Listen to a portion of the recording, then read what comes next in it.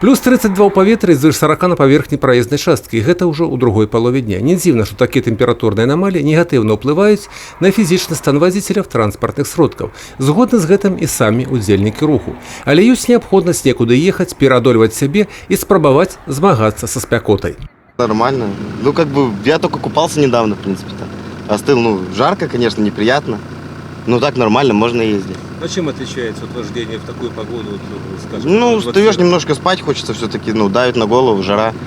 А так, пока молодой, нормально, это более уже, когда в возрасте, я думаю, будет чувствоваться. Тяжелее реагировать на неизменяющуюся обстановку.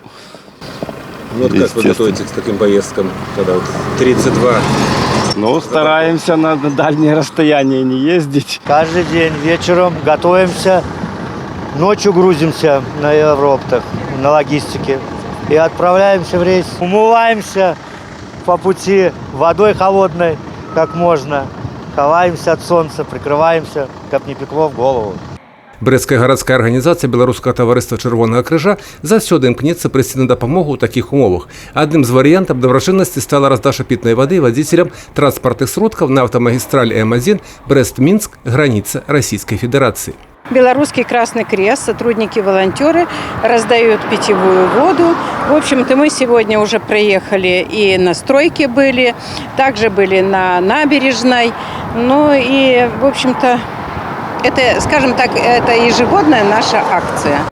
Памяткі ад супрацоўнікаў ДАІ расказваюць аб тым, як весці сябе падчас руху за рулём транспартных сродкаў і што можа здарыцца, калі грэбаваць асноўнымі правіламі бяспекі ў такіх умовах надвор'я. Быццам бы зразумелі і прынялі да ведама. Водитель, он управляет источником повышенной опасности. И от его состояния за рулем зависит не только его жизнь, но и жизнь пассажиров, пешеходов, велосипедистов, то есть всех участников дорожного движения.